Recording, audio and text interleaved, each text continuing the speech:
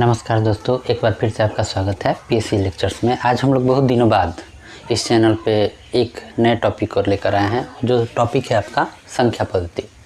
संख्या पद्धति में आज हम लोग पढ़ेंगे कि किन संख्याओं को किन नामों से और कैसे जाना जाता है। सबसे पहले हम लोग पढ़ेंगे प्राकृत संख्याओं को, ठीक है, कि प्राकृत संख्या क्या है। आपको पता होना चाहिए कि जो प्राकृत संख्या है इसे ही हम लोग प्राकृतिक संख्या भी कहते हैं, ठीक है। और इसको हम लोग एक नाम और से जानते हैं, जिसे हम लोग धन पूर्णांक संख्या बोल सकते हैं, ठीक है। जो प्राकृत संख्या है इसकी शुरुआत आपकी जो होती है यह 1 से शुरू होती है, 1 2 3 4, और इसका अनंत तक, मतलब इसका अंत नहीं होता है, अनंत तक होता है, ठीक है। प्राकृत संख्या को देखा जाए तो प्राकृत संख्या को 2 भागों में बांटा गया है। जैसे एक धन एक पहले बोल सकते हैं कि सम पूर्णांक संख्या या सम संख्या बोल दीजिए। सम संख्या पूर्णांक में जाएंगे तो पूर्णांक आएगा, तो इसको एक बोल सकते हैं हम लोग सम संख्या, और एक बोल सकते हैं हम लोग विषम संख्या, ठीक है। आपको अब पता होना चाहिए कि सम संख्या जो होगा, सम संख्या में कौन कौन से अंक आएंगे। वे संख्याएं जो 2 से पूर्ण रूपेण विभाज्य हो वो सभी संख्याएं सम संख्याएं हैं। जैसे 2 4 6 8 10 कहाँ तक, अनंत तक। ये आपका एग्जाम्पल किसका हो गया, सम संख्या का। और वे संख्याएं जो 2 से पूर्ण रूपेण विभाजित ना हो उन संख्याओं को हम लोग विषम संख्याएं कहेंगे। उसमें होगा 1 3 5 7 9 अनंत तक, ठीक है। तो इन संख्याओं को अब आपको पता चल गया होगा कि प्राकृतिक संख्या क्या है या प्राकृतिक संख्याएं क्या है या धन पूर्णांक संख्या क्या है। ये संख्याएं 2 भागों में बटे हुई हैं, सम और विषम, और इन्हें सूचित करते हैं कैपिटल आई या कैपिटल एन द्वारा। इनको सूचित करते हैं, इनका संकेत होता है। अब कैपिटल आई या कैपिटल एन लिख के, अगर कैपिटल एन बराबर लिख के अगर 8 लिख दिया गया, इसका मतलब यह है कि यह प्राकृतिक संख्या है जिसका मान 8 है। या आई लिख के लिखा गया, इसका मतलब यह है कि यह एक प्राकृतिक संख्या है या प्राकृतिक संख्या है या धन पूर्णांक संख्या है जिसका मान 8 है, ठीक है। अब हम लोग अगली संख्याओं के बारे में पढ़ेंगे। अब अगली संख्या है पूर्णांक संख्या। पूर्णांक संख्या में आपको पता होना चाहिए, जैसे मैंने इसमें क्या किया कि इनके जो 2 प्रकार हैं हमने एक पास इकट्ठा कर दिया। अगली संख्या हम लोग पढ़ेंगे कि आपको पूर्णांक संख्या क्या है। तो पूर्णांक संख्या वे संख्याएं हैं जो 0 से पहले भी, किसी भी संख्या रेखा पर 0 से पहले भी हो सकती है और 0 के बाद भी हो सकती है।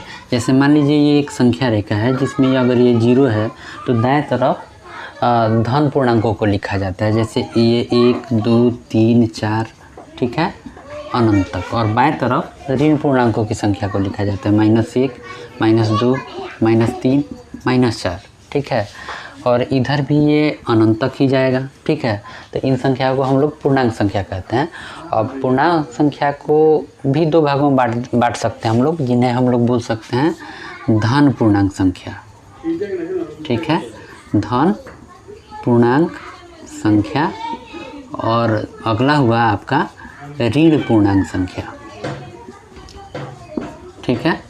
अब धन पूर्णांक संख्या आप लोग स्पष्ट तौर पर समझ गए होंगे कि जो ये संख्या है जिनके आगे प्लस के निशान लगे हुए हों वो सभी धन पूर्णांक संख्या हैं, और वे जो संख्या हैं जिनके आगे माइनस के मान हो अनंत तक वो सभी ऋण पूर्णांक संख्या है। जैसे धन पूर्णांक संख्या हो गया 1 2 3 4 5 6 अनंत तक धन पूर्णांक संख्या बोल सकते हैं।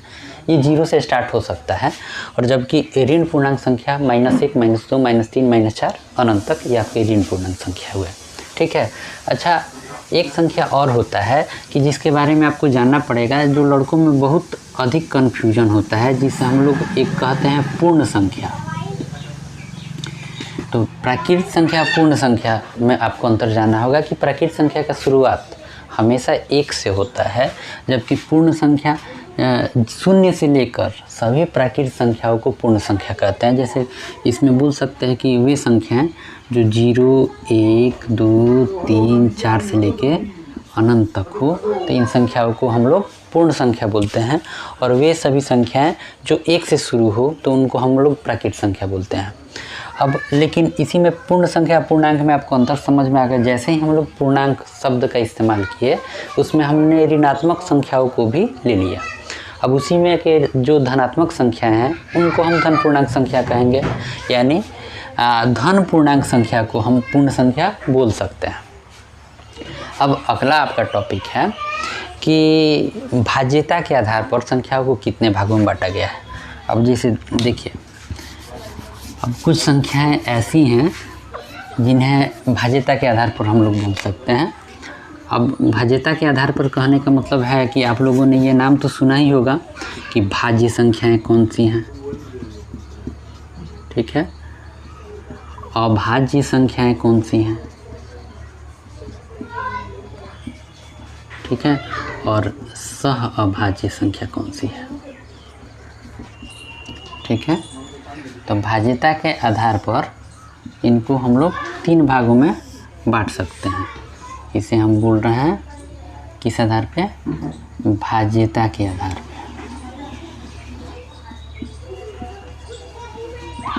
ठीक है। अब आपका सवाल हो सकता है कि भाज्य संख्याएं कौन सी हैं। तो भाज्य संख्याएं वो हैं जो स्वयं और एक के अलावा किसी दूसरे अंक से विभाजित हो जाए, उन संख्याओं को हम भाज्य संख्या कह सकते हैं, ठीक है। जैसे आपका हो गया 4 स्वयं एक के अलावा किससे कट जाएगा, 2 से भी कट जाएगा, ठीक है। 8 हो गया, 2 से कट जाएगा, 4 से कट जाएगा। 9 हो गया, ये सभी कौन सी संख्याएं हो गई, भाज्य संख्या। मतलब इसका शर्त क्या है कि जो स्वयं और एक के अलावा किसी भी दूसरी संख्या से विभाजित हो जाए वे सभी क्या हैं, भाज्य संख्या है। अब अभाज्य संख्या कौन कौन सी है, ठीक है। तो इसी से इसका भी परिभाषा निर्भर करता है कि वह ऐसी संख्याएं जो स्वयं और एक के अलावा किसी दूसरी संख्या से विभाज्य ना हो, उन संख्याओं को हम लोग अभाज्य संख्या बोल सकते हैं। जैसे इसमें आपका आ गया 2 हुआ, 2 स्वयं से कटेगा और 2 से कटेगा, इसके अलावा किसी से नहीं कटेगा। 3 हुआ, ठीक है। 5 हुआ, 7 हुआ, 9 तो होगा नहीं क्योंकि 9 को 3 से कटाया जा सकता है, ठीक है। 11 हो गया। तो मतलब इसी के उल्टा जो स्वयं और एक के अलावा किसी दूसरी संख्या से विभाजित न हो, ठीक है। और तीसरी संख्या है सह अभाज्य संख्या। सह अभाज्य संख्या वो संख्याएं हैं, मतलब सिंपल भाषा में बोल सकते हैं जोड़ा। वे संख्याएं हैं जो एक और उन 2 संख्या में कोई कॉमन ना हो। जैसे आपका 3 हुआ, 5 हुआ, यह 1 से ही कटेगा, या 3 से ये कटेगा तो ये 5 से ये कटेगा। दोनों में से कुछ भी कॉमन ना हो, एक के अलावा कोई दूसरा कॉमन ना हो। जिन संख्याओं में एक के अलावा कोई दूसरा कॉमन ना हो, उसे सहअभाज्य संख्या कहते हैं। जैसे 5 हुआ, 7 हुआ, ठीक है। 7 हुआ और 11 हुआ, ये सभी संख्याएं सहअभाज्य संख्याएं हैं, ठीक है। अब अंत में हम आप लोगों को वास्तविक संख्या के बारे में पढ़ेंगे। वास्तविक संख्या वो संख्याएं हैं जिनमें सभी संख्याएं आ जाती हैं। मतलब वास्तविक संख्या में आपका प्राकृतिक संख्या भी आ जाता है, पूर्ण संख्या भी आ जाता है। इसके अलावा वे सभी संख्याएं भी आ जाती हैं जो पूर्णांकों में लिखी जा सकती हैं, बटा में लिखी जा, साधारण भाषा में बटा बोलते हैं, बटा में लिखी जा सकती हूँ। अब जैसे वास्तविक संख्या को परिमेय और अपरिमेय संख्याओं के समूह को हम लोग वास्तविक संख्या बोल सकते हैं। अब परिमेय संख्या क्या है? तो परिमेय संख्याएं वह सभी संख्याएं हैं कि जिन्हें हम लोग P/Q के रूप में लिख सकें, P/Q के रूप में लिख सकें, जहाँ पर Q आपका 0 के बराबर ना हो। जैसे P/Q के रूप में है कि जैसे 7/2 एक परिमेय संख्या है, 9/2 एक परिमेय संख्या है, 15/28 एक परिमेय संख्या है, केवल 8 बोलते हैं तो 8 भी तो एक परिमेय संख्या है क्योंकि इसके बट्टा में एक लुप्त रहता है, ठीक है। लेकिन शर्त यह है कि जहाँ Q 0 ना हो। ऐसे आप लोग लिख दिए 25/0 और कहिएगा ये परिमेय संख्या है, तो ये परिमेय संख्या नहीं है क्योंकि शर्त यही है कि Q का मान आपका 0 नहीं होना चाहिए। दूसरी चीज़ है कि अपरिमेय संख्या वे हैं जिन्हें P/Q के रूप में हम लोग ना लिख सकते हो। अब जैसे देखिए परिमेय संख्या 3.12 ये भी एक परिमेय संख्या है क्योंकि दशमलव के बाद 2 अंक है, पॉइंट हटेगा तो एक पर 2 अंक तो डबल 0 उतर जाएगा।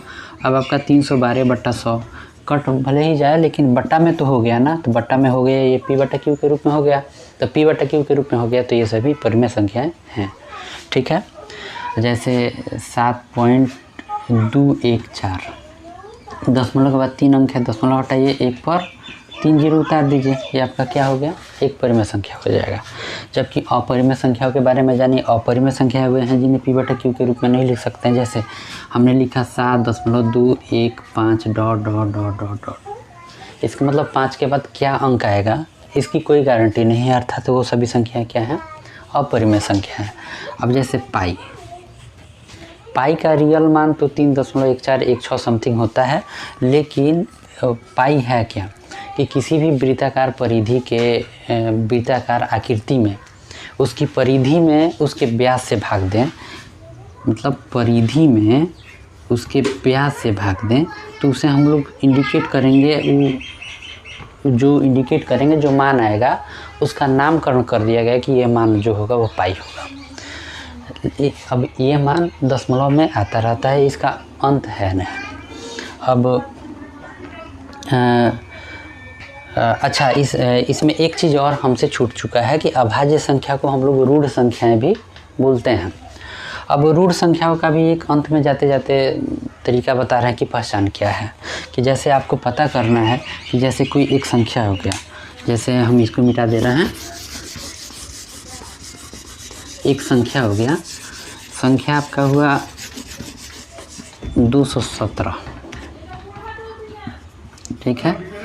तो अब 217 को पहचानने के लिए सबसे पहले इसके अधिकतम हम लोग देखेंगे, इसके अधिकतम कि इसका कौन सा संख्या अधिकतम है जिसका पूर्ण वर्गमूल निकल सकता है। तो आपको पता होना चाहिए 225 हो जाएगा, क्योंकि 225 का पूर्ण वर्गमूल निकालेंगे तो होगा 15। इससे निकटवर्ती अधिकतम मान 225 ही है। अब 15 को तोड़ के देखिए, 15 को किससे विभाजित हो जाएगा? 15 3 से हो जाएगा, 5 से हो जाएगा, ठीक है। तो अब 3 से इसको चेक करेंगे, क्या 3 से 217 कट सकता है? नहीं कट सकता है। 5 से कट सकता है? तो नहीं कट सकता है। डायरेक्टली लिखिए कि यह संख्या क्या है? रूढ़ संख्या है या अभाज्य संख्या है, और किसी अंक से आपको कटाने या देखने की ज़रूरत नहीं है। तो चलिए फिर मिलते हैं वास्तविक संख्या के अगले अभ्यास में। आज हम लोग जितनी भी संख्या पद्धति संबंधी जो भी समस्याएं हैं, इनके नामों से जो आपको समस्या हो उनको दूर करने का प्रयास कर रहे हैं, और शायद मैंने प्रयास किया। अगर आपको जो दिक्कत लगे इन सभी चीज़ों में, उसे कमेंट में लिखिएगा, उसको नेक्स्ट वीडियो में डालने का हम लोग प्रयास करेंगे। धन्यवाद।